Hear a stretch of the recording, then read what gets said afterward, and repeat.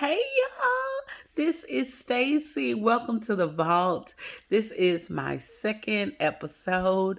I'm so excited that you're here. Thank you for your support. Thank you for subscribing and liking and sharing with someone that you love and someone that they love is sharing it. So I'm so excited, y'all, because you didn't have to do it and you don't have to be here now, but you chose to come spend a little time with me. And for that, I'm grateful. This channel is a channel of love and positivity where we build each other up and not tear each other down. So I'm excited about that. Um, I really want to talk about love, y'all. I want to talk about love. And I want to talk about do you love yourself? Yeah. Do you love you? Yeah, I know that's an interesting question, but do you? I mean, the um the positivity that I have now, I didn't always have it. In my teens, I was struggling. I don't know if you all struggle, but I struggled with finding my place and my skin complexion. I didn't know that complexion was a big deal. I can remember in the seventh grade, um, I used to have a curl, a little Jerry curl. For those of you who may watch this, it's like when they take roller rods, the little skinny ones, and roll your hair up into little curls, and they put activator and stuff like that to make your hair be a wet, luscious curl. So I had one of those. Sometimes my curl didn't always have activator, so they would say my curl was scary. Okay. And then I used to wear these little red glasses. And there used to be a talk show host named Sally Jesse Raphael. And they used to call me the little black Sally Jesse Raphael because I used to wear those little red glasses. Oh my God. And so my skin, like it is now, uh, was darker. And so I remember this guy, I'm not going to say his name. Let's just say, well, anyway, so he had on all white, and I remember he told me, "Stacy, get away from me with your black tail before you get my pants, my white pants dirty." So, needless to say, I was like, "What?" And so, I was still a baby, and so that people laughed, and it really hurt my feelings, and I was horrified, mortified, really. And so I was sad when I went home, and my mom, she was like, "What's wrong with you?" And I was like, "Nothing." And then and I was telling my sister, so she was like, "Tell her what's wrong with you." So I told my mom, and she was like, "What's his name?" And I'll go, and you're beautiful. And don't let anybody tell you people are tanning to get your skin complexion. Needless to say, you know, when I saw this person and his friends, I would automatically go the other way because I was traumatized, and I never knew that the pigment in my skin, the darkness of my skin, was a problem. I never saw an issue. So for years, I began to look at like, oh well, if their skin is lighter, then I guess they are considered more attractive. So it took years, but um, as I got older, I began to settle into my skin and settle into who I was as a person. And that those were my teenage years. I really, and I don't know if any of you struggled or can even relate. Maybe it was something else they said, kids me. But nevertheless, in my 20s, I grew out of that. And I remember in the 10th grade, because I was still wearing them glasses in ninth grade, but they were white. And so in 10th grade, the glasses came off. And, I remember going back for 10th grade year, true story. And I was always in choir. So when they call your name on the bleachers, and if anybody, they'll know what I'm talking about if they were in there, they said my name, and I said here, and they glossed right over me. And they was like, okay, she in here. I said, I'm here. And so they were like, and brought me down off the bleachers and look what happened to her. Like, what happened over there? So, I began to transition, so you go from Black Sarah Jessica Raphael to like, oh, okay, So in my 20s, I was partying, honey. You couldn't tell me nothing. And then as I began, I was 23, heading into 24, and then the Lord saved me in a club. Now, that's a different story for another day. Yes, Jesus will meet you where you are, okay? And God began to transform my life. And then in my 30s, I really cried when I was turning 30, because I was like, oh God, I'm out of my 20s.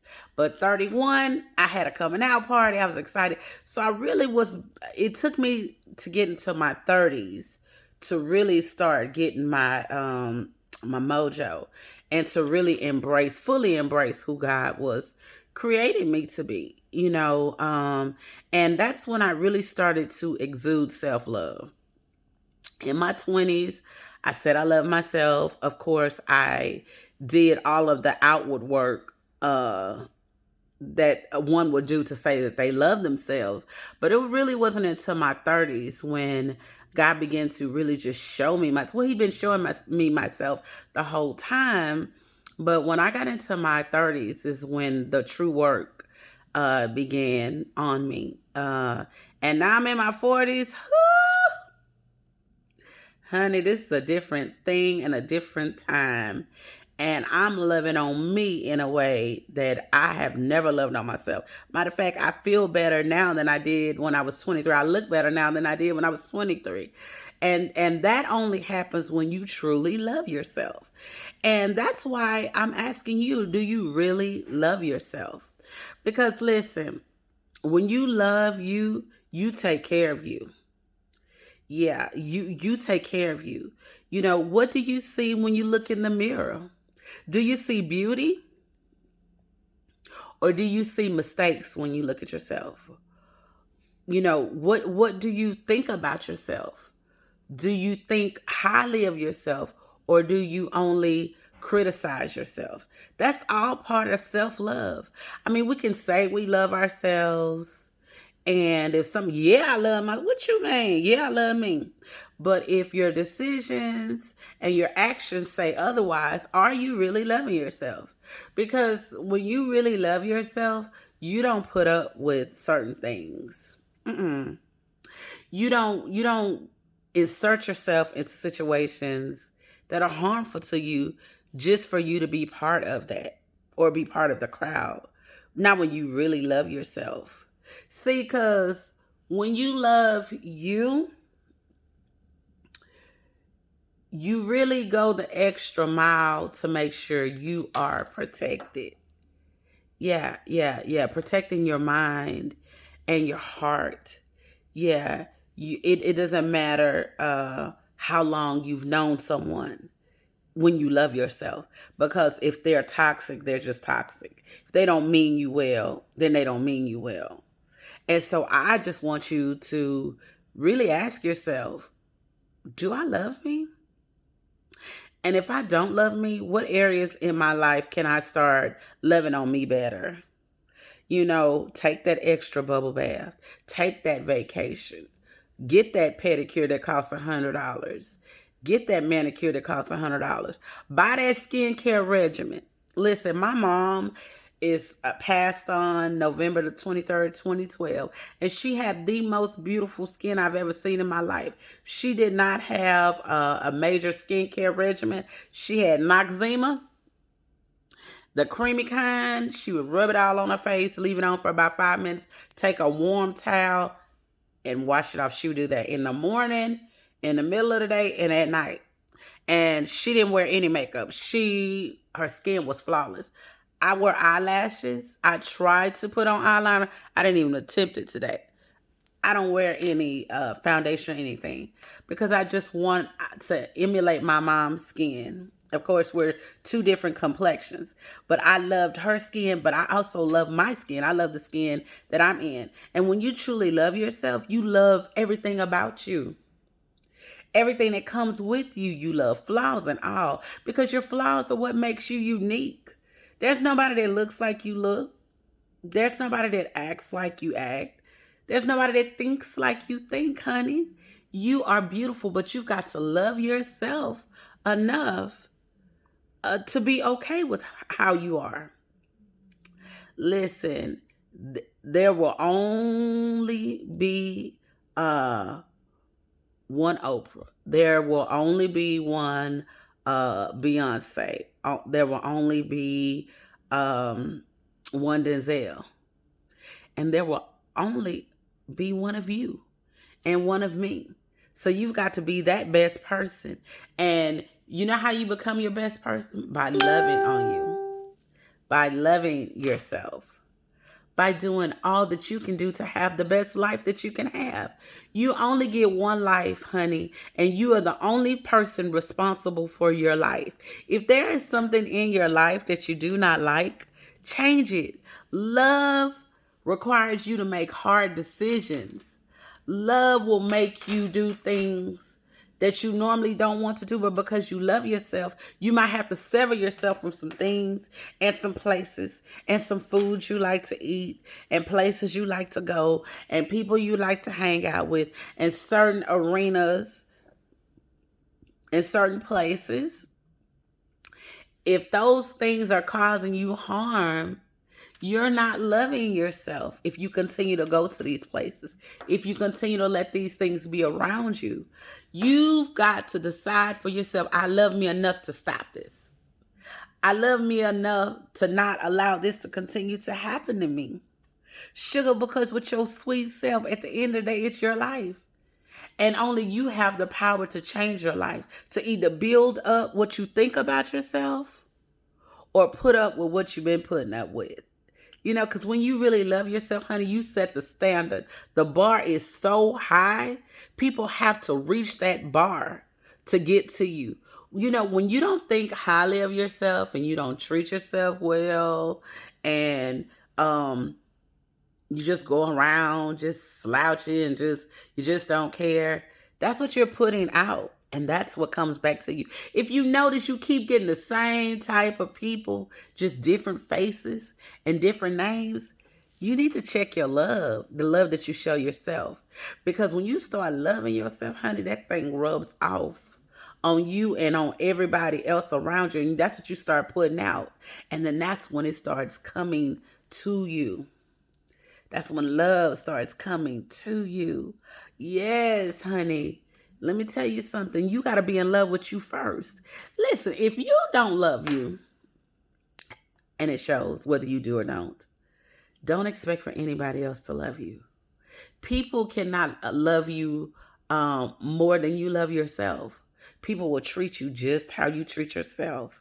You want bigger, bolder, more incredible love? Love yourself like that. Take yourself on a date. Pamper yourself. Read a book. Build that book nook out there. Go out there. Listen to your music. Write songs. Write love letters to yourself. When you look in the mirror, honey, you ought to be tell yourself, honey, I am fearfully and wonderfully made. When God made me, he threw the mole away, because he don't make no junk. And I'm all that because I'm made in his image. You know, you have to love what you see. You need to get comfortable looking in a mirror. And then get comfortable with the reflection that's reflecting back to you. Get comfortable in your own skin. Get dressed up and sit in your living room. Yes, love on you. And like I said, if it's something about you that you don't like, change it. Change it, because you can't get mad at people if you're still the same. You have the power to change you. No one else. And love motivates. Love makes you move. Yeah. Sometimes you have to be in uncomfortable spots. Yeah. so that you realize, you know what, I ain't loving me enough. I ain't loving hard enough. I'm not loving on me strong enough. I need to change. Yeah, you can't expect that from people if you're not exuding that, if you're not putting that out there. Because we reap what we sow. And I don't care how old you are, I don't care what condition you are in, you can start today loving on you. And you can start there by making hard decisions. Because we all have room for improvement. And you may not be able to change everything overnight, but you can certainly make an effort. Yeah. If you never change anything, nothing changes. I hear that all the time. If nothing changes, nothing changes. So you got to ask yourself, do I really love me? And if I really love me, like I say I do, then I need to start making some changes, some hard changes. And guess what? When you start making those changes and be consistent in those changes, honey, by this time next year, honey, we won't even recognize you. They won't even recognize you, honey. And when they ask you what happened, I just start loving on me. And I have been every woman, okay? Had confidence, not had confidence. And right now, if I saw that guy that told me that, oh, he would get a much different response, because then I wasn't loving on me, because I let what he said about me dictate how I felt about me. Not anymore. And it took my relationship with Christ for him to let me know that I am loved and I am beautiful. And I found my answer in the Word of God. And I am a preacher. I don't want to be so preachy to where I make people uncomfortable or they can't glean from me. I want this to be a safe haven for all. And I want people to really hear what I'm saying. But I found my answers in the Word of God. And I read a psalm every day. Psalms 23 and Psalms 91 are my favorite psalms of all time. And that's where I found my power from and my beauty. Um, and so now it radiates for me. And things that I used to take, I don't take anymore.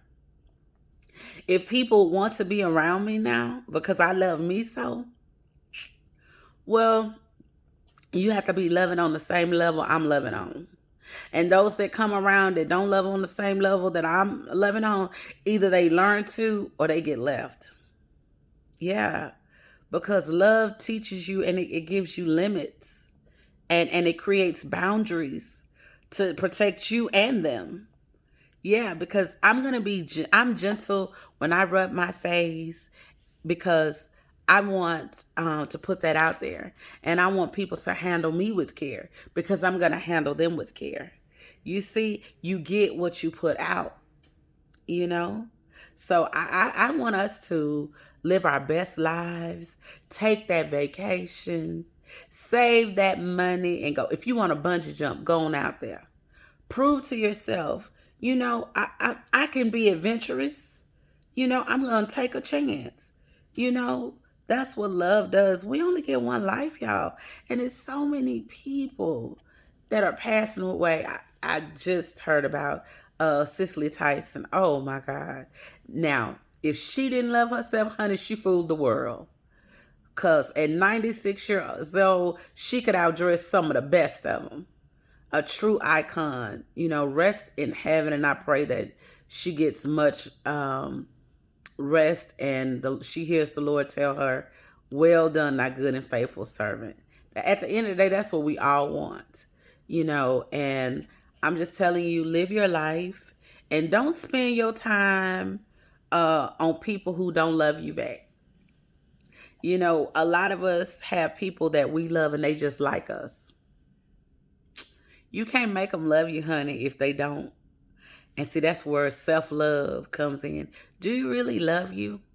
Because when you do, even though it may hurt, You'll get them scissors and cut them off, because love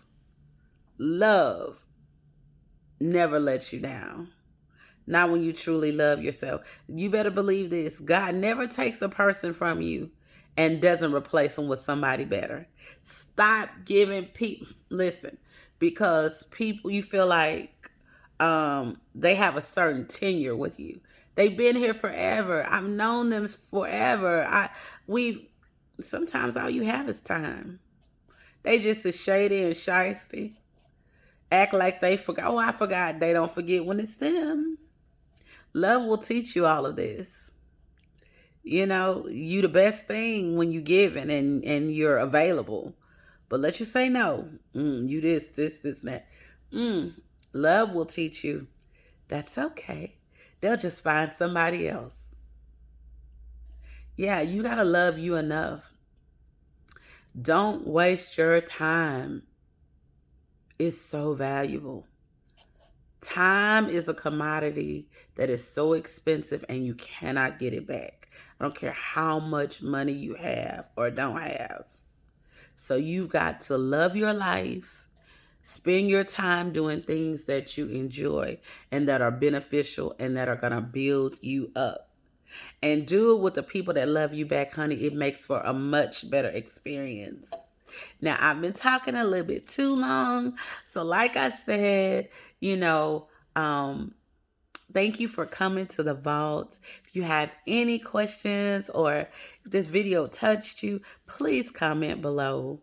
If you have something you would like to ask me, you want me to answer, put that below. And I pray that this helps and lifts up and encourages, because that is my goal. I want to be the light of the earth and the salt of the earth. I want to bless and touch as many people as I can. So until next time, peace and blessings to you.